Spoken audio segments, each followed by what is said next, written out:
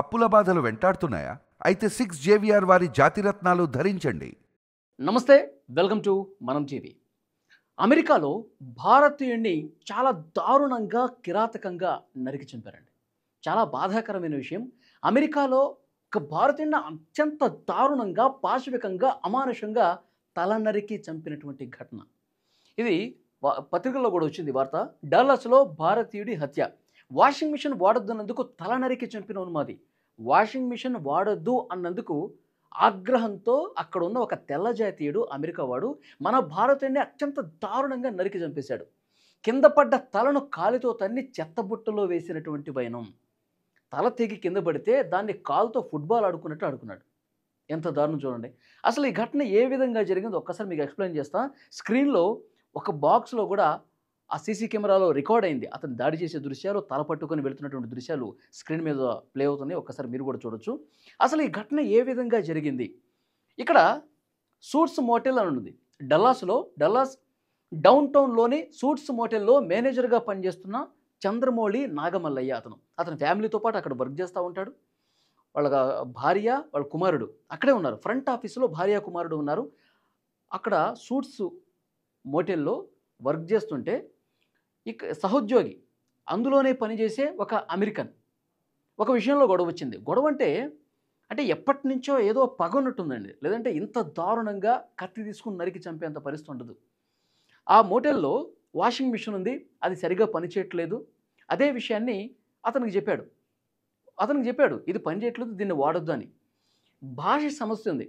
అతను అమెరికన్ కదా, ఇంగ్లీష్లో అతనికి ఎక్స్ప్లెయిన్ చేయటం ఇతనికి రాక ఒక ఆవిడని పిలిచాడు. అందులో పనిచేసి ఒక అమ్మాయిని పిలిచి, ఇది పని చేయట్లేదు, దీన్ని వాడొద్దని చెప్పు. నిన్న కూడా అట్లాగే వాడాడు, ఉన్నది కూడా పోతా ఉంది. ఇది ఈ వాషింగ్ మిషన్ వాడొద్దని అతనికి అర్థమయ్యే విధంగా చెప్పు అని ఆమెతో మాట్లాడుతున్నాడు.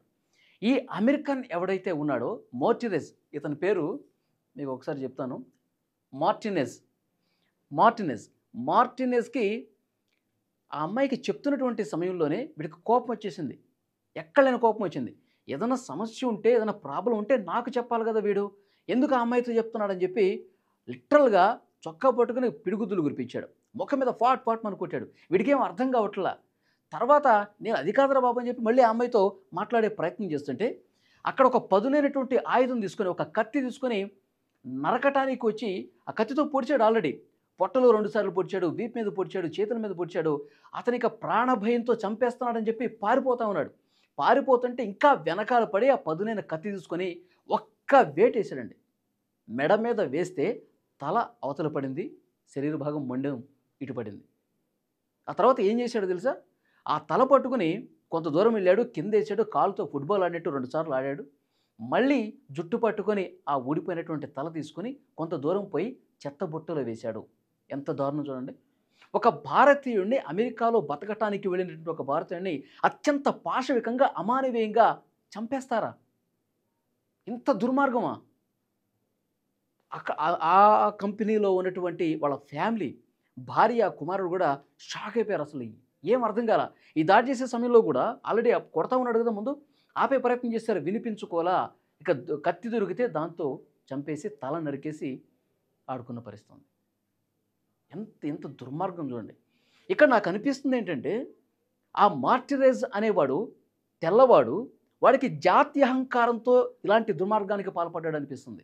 లిటరల్గా ఏంటి, భారతీయులు మనతో పోటీయా? మన దగ్గరకు వచ్చి మన జాబ్స్ కొట్టేస్తారా?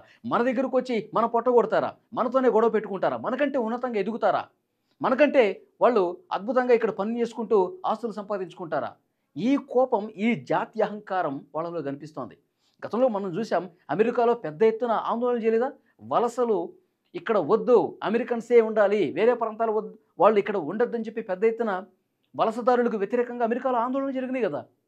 సో అలాంటి ఒక జాత్యహంకార భావంతో నిజంగా వాషింగ్ మిషన్ గురించి గొడవ అయితే అది క్లియర్ చేసుకుంటే అయిపోతుంది. ఏదైనా సమస్య ఉంటే అక్కడికక్కడ పరిష్కరించుకుంటే అయిపోతుంది. కానీ వీడు భారతీయుడు, వీడు మనవాడు కాదు, వీడు అలాంటి మైండ్ సెట్ ఉంటే, అలాంటి పగ ప్రతీకారాలు పెట్టుకునే ఇంత దుర్మార్గానికి పాల్పడ్డాడని అర్థం కావట్లేదా?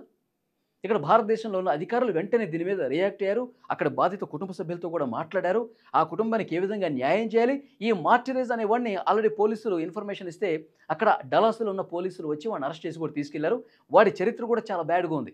చాలామంది మీద గొడవ పడ్డట్టు, చాలామంది మీద దాడులకు పాల్పడ్డట్టు, ఇలాంటి క్రిమినల్ బ్యాక్గ్రౌండ్ కూడా ఉంది వాడికి. అసలు అలాంటి వాళ్ళకి అక్కడ కంపెనీల్లో ఏ విధంగా జాబ్ ఇస్తా ఉన్నారు?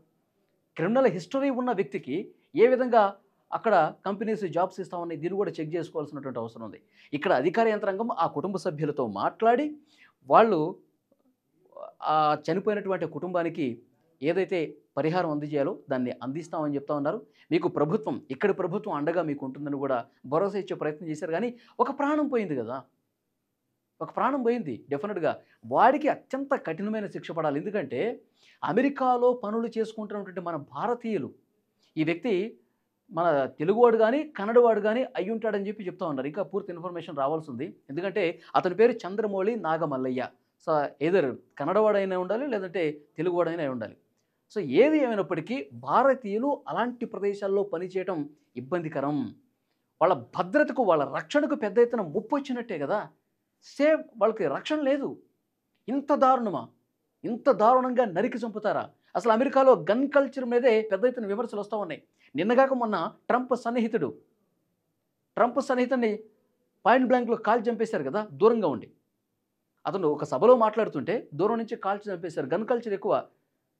ట్రంప్ను కూడా కాల్చారు కదా, చెవి దగ్గర త్రుటిలో ప్రాణాపాయం తప్పింది మన ప్రచారం చేసే సమయంలో, ఎన్నికల సమయంలో. కాబట్టి అమెరికాలో అక్కడ ఉన్నటువంటి పాలకుల విషయం పక్కన పెడితే ఇతర దేశాల నుంచి వచ్చే బతికే వాళ్ళకి రక్షణ లేదు అనటానికి ఇదొక సజీవ సాక్ష్యంగా ఉంది ఈ ఘటన. వాడి మీద కఠినమైనటువంటి చర్యలు తీసుకోవాలి. ఆ కుటుంబానికి అండగా నిలవాల్సినటువంటి అవసరం ఉంది. ఫ్రెండ్స్, మీకేమనిపిస్తుంది?